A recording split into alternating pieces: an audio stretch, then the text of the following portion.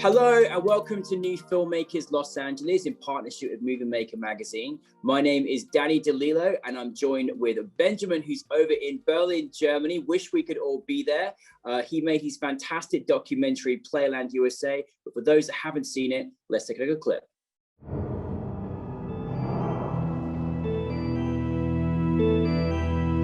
Everything starts with a dream, everything.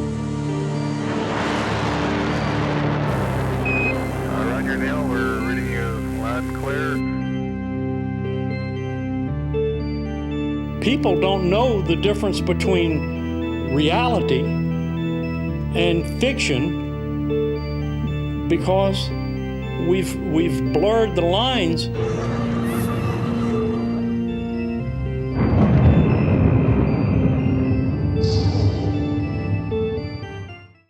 Benjamin, I am so glad that we can still do this and virtually, and thank you so much for being here and making your documentary. But for those that haven't seen it, tell us a brief synopsis. Hi, thanks for having me. I'm really glad to show the film finally in the US.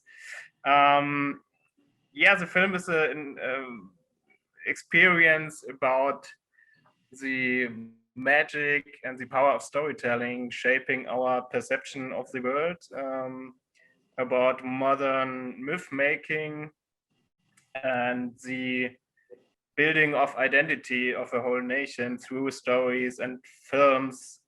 And the example are the United States culture, pop culture, but for me it really stands for a worldwide fantasy culture, and maybe America is the perfect film country or the fantasy country where everything is blurred. And I wanted to explore how storytelling influences politics also and has a crush on society, as we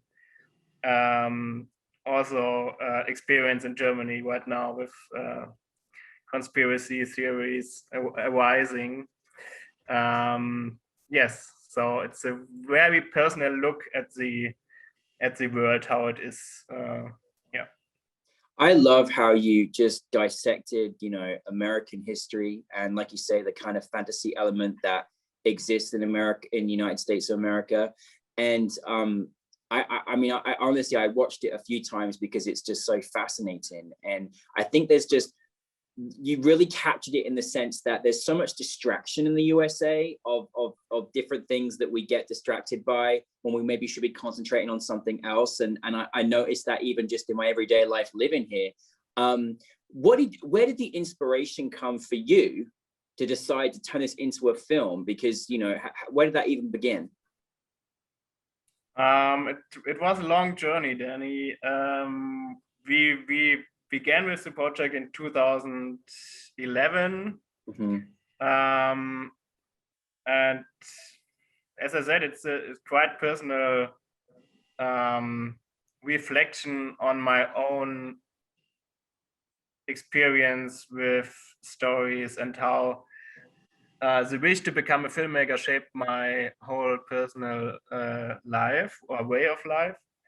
And what we as filmmakers and storytellers should do or not do, and also with the political revolution in Germany, where suddenly in the 90s America became such an important role model, maybe until 2001 and 9/11. This was also an experience, how pop culture shaped a whole society. Mm-hmm. And yeah, I developed the project in film school, actually, in Germany, and made my diploma short film about the topic to try to do some research and to get some financing. And I wanted to play with the form, so the mixture of hybrid formats, and how far can I push the boundaries of documentary movie making. You did do that, honestly. You did push the boundaries. I really felt it.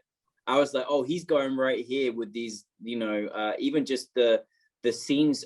You know what I really enjoyed the most about it is that you kind of just left us in like very uncomfortable scenes and truthful scenes. You know, it was, and you know, who knew Michelle Obama's voice would be so haunting against the elements you put us with. Like, it was haunting because it was, we were saying and doing one thing and then this was happening, and I think you captured that balance really, really well. What I'm like, I was also kind of amazed about some of the symbolism that was just, you know, in there that you did, and just the thought process that went behind that. Is there kind of any particular sort of, you know, elements in the film where you kind of really wanted to emphasize something through visual aspects? Because you did that really well. I can give you an example, actually. For example, like, you know, kind of when you were speaking about the kind of the dolls and how they were all kind of formed, like, I was like, oh, I got chills all down me. It was kind of captivating. What were you, just to kind of give from a perspective of just how you're pushing the boundaries in documentary filmmaking, like you said, like, what did you kind of want your audience to sort of take from moments like that? For me, yeah, the dolls and the robots, for me, they are like ghosts, the ghosts of the past. And I mean, the film is all about the simulation of history. And so history becomes puppets, becomes dolls, becomes fake landscapes, fake nature. And the representation of history is always connected to the movies or to myth, and not so much about what actually happened. And for me, the dolls and the plastic history worlds really represent also this childish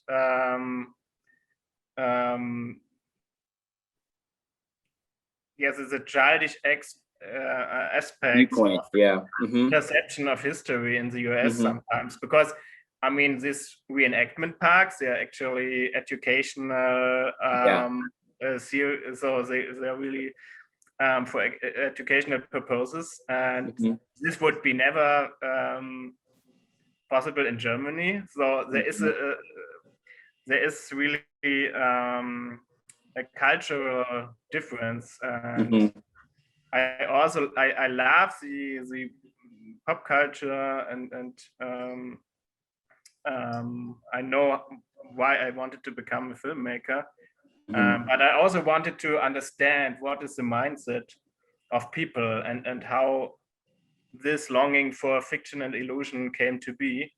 And I think the movie is, I try with the movie to really get a feeling for a mindset, not an actual representation of the US as a country. Yeah. It's really an emotion, a feeling that you can maybe understand more why people are acting like this. Well, it made you think. I mean, it made you think, and I think it made you think, and it made me think and think again. And I think that's always something powerful you can have in a documentary.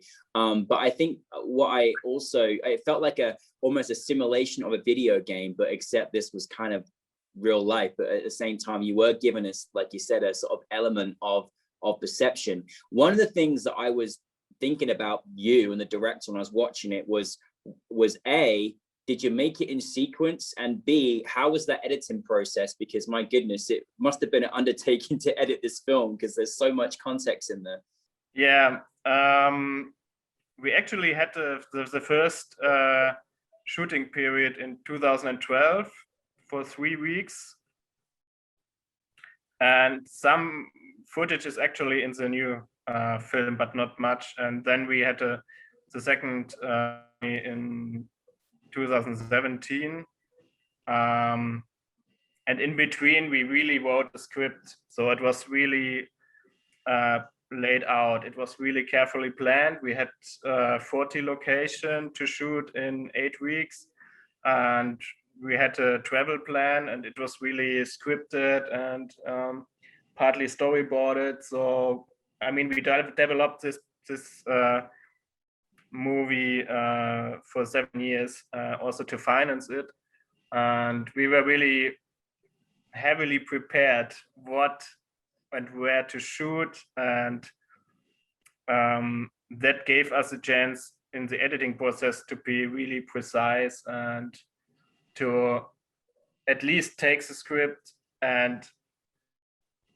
edit the first version and then look how it works and what we can change. But we had very quickly a first version, and we only had 2 months for the editing. Oh, wow. So I was editing with an editor, so we were in the same room. I was editing the ending, she was editing the beginning. So, and we moved together. It was a really intense process, and also with sound design and music. Yeah, so, sound was amazing too. My goodness, the sound was wonderful. Thank you. Yeah, you can tell I love the film, Benjamin.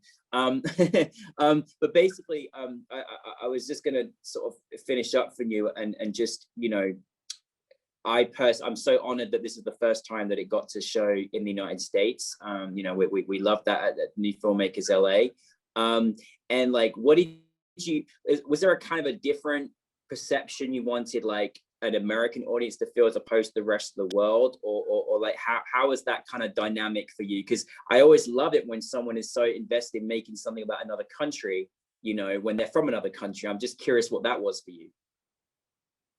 Yeah, I had some conversations with Americans at European festivals also, and they were quite thankful for such an outer perspective and nevertheless a respectful view of the US. And